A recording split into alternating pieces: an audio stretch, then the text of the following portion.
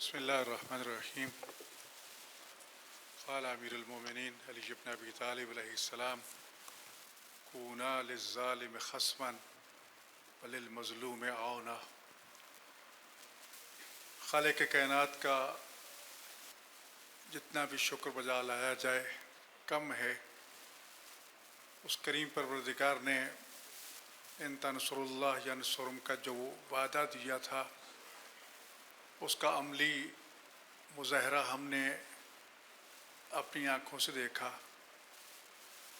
قرآن کریم کی اس آیت مجیدہ بنیان مرصوص کو معرکہ حق کا عنوان قرار دے کر عالمی استکبار، جس میں مشرکین بھی شامل ہیں، یہود و نصارہ بھی شامل ہیں، جس طرح پابندگی کے ساتھ پاک افواج اور پاکستانی عوام اور حکومت نے کامیابی حاصل کی، یقیناً لائق ساتھ تحسین ہے. اس کامیابی کو 1 سال ہو چکا ہے اور الحمدللہ دشمن کے ارادے جو ہیں وہ تباہ و برباد ہوئے.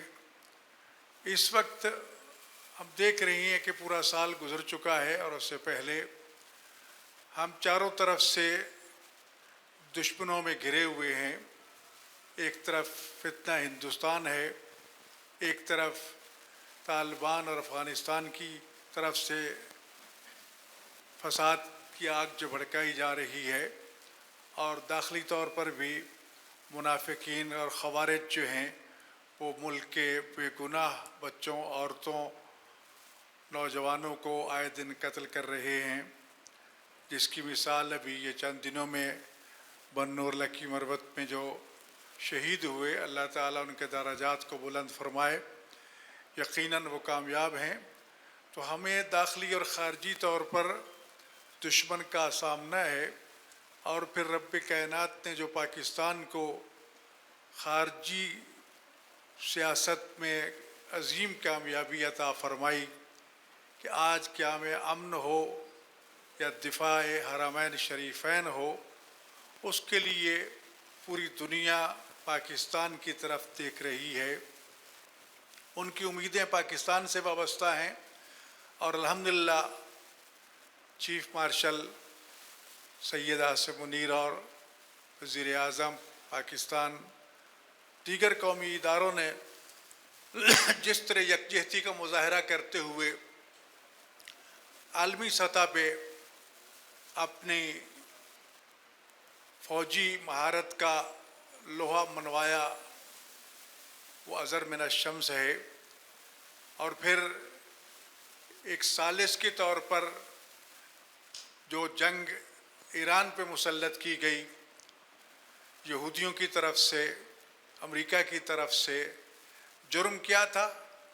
فلسطینی مسلمانوں پر ہونے والے مظالم کو روکنا، آزادی قبلہ اول کے لیے کوشاں ان پر حملہ آور ہیں. لیکن قیام امن کے لیے اگر کوئی ثالث کے طور پر سامنے آیا تو وہ پاکستان تھا، تو یقیناً ہمارے لیے بہت بڑا اعزاز ہے. ہم مبارکباد پیش کرتے ہیں اپنے پاک افواج کو بھی، حکومت کو بھی، حفاظتی اداروں کو بھی، اور فلسطین کے مظلوموں کے لیے دعا گو بھی ہیں، اور جتنی کوشش ہو سکی ان کی مدد کے لیے وہ کوشش جاری رہے گی. پاکستان جس طرح اپنے برادر پڑوسی ملک ایران کی مدد کے لیے ہم وقت حاضر ہے اور کوشاں ہے، یقیناً اس کا ایک نتیجہ تو پوری امت نے دیکھا کہ شیعہ سنی کے نام پہ جو فساد کرایا جاتا تھا، جو غلط فہمیاں پیدا کی جاتی تھی، وہ ساری الحمدللہ ختم ہو گئیں، اور آج دشمن اپنے ناکام منصوبوں میں ذلیل و رسوا ہو چکا ہے. آج کا یہ اجتماع یقیناً اسی وحدت امت کا مظہر ہے جو بنیان مرصوص کی 1 سالگرہ کے موقع پر پورے ملک میں بلکہ پوری دنیا میں منایا جا رہا ہے. یقیناً ہمیں اپنی صفوں میں وحدت کو قائم رکھنا ہے. آج بھی کچھ ناسور جو ہیں سوشل میڈیا پر مختلف حوالوں سے आइम्मा अहले बैत अलैहिमुस्सलातु वस्सलाम, असहाबाए किराम, कुरान करीम, ख़ातमुन नबिय्यीन सल्लल्लाहु अलैहि वसल्लम और दीगर जो अजीम शख्सियात हैं उनकी शान में खुल के गुस्ताखी करके इस फितना फसाद को आगे बढ़ाना चाहते हैं। हमें उनका डट के मुकाबला करना होगा, सोशल मीडिया पे उनका रास्ता रोकना होगा। हुकूमत भी कोशां है और मैं समझता हूँ कि उलमा की, दानिश्वरों की ये ज़िम्मेदारी है कि ऐसे फितना परवर शैतानों को रोका जाए। बेशक इस वक्त इस जंग की वजह से आलमी सतह पे महंगाई का एक तूफ़ान है, लेकिन मैं समझता हूँ कि ये मौका है कि पाकिस्तान अपने हमसाया मुल्क ईरान से तेल का मसला हो या गैस का या दीगर मामलात जो इक़्तिसादी मामलात, उसमें आगे बढ़े। जो मुआहदे किए गए हैं उन पर अमल शुरू करे, जिनमें ज़रूरत है उसके लिए कोशां हो, ताकि इस वक्त उम्मत पाकिस्तान जिस मुश्किल से दो चार है, महंगाई की वजह से कमर टूट चुकी है, जीना मुहाल हो चुका है, हमारे लिए अपने पड़ोसी मुल्क के वसाइल से इस्तिफ़ादा करना यकीनन हमारी बहुत सी मुश्किलात को हल करने में मुहीन मददगार साबित होगा। मेरी हुकूमत से, अरबाब इक़्तिदार से ये दरख्वास्त है कि हमें फ़ौरी तौर पर ईरान के साथ अपने जो माशी मामलात हैं उसमें हमारे लिए तो ज़मीनी रास्ता भी खुला है, तो उन वसाइल को पाकिस्तान के अवाम के लिए फ़ौरन लेना चाहिए। इससे मोहब्बत भी बढ़ेगी और ख़ास तौर पर उम्मत जो इस वक्त पाकिस्तानी इंतहाई महंगाई की चक्की में पिस रही है, उनको इससे बचाया जा सकता है।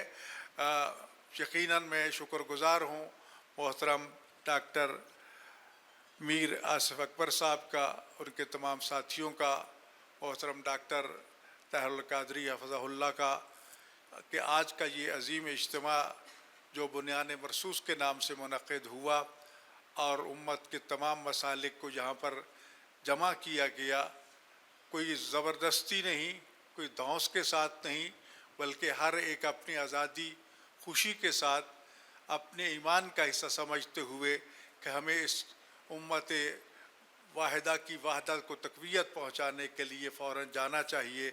और आज हम यहाँ मौजूद हैं, यकीनन इसके बहुत मुस्बत असरात जो हैं वो सामने आए।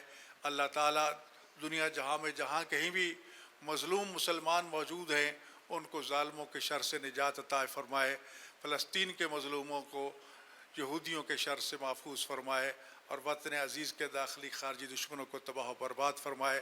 ख़वारिज वो हिंदुस्तान के साथ मुतअल्लिक़ हों या अफ़गानिस्तान के साथ, जिस गिरोह के साथ भी हैं, अगर काबिल हिदायत नहीं तो अल्लाह उनको तबाह बर्बाद फ़रमाए। बहुत बहुत शुक्रिया। हमें इस बात को सामने रखना है, इस वसीयत अमीर अल-मोमिनीन को सामने रखना है कि हमेशा ज़ालिम का दुश्मन रहना और मज़लूम की मदद करना।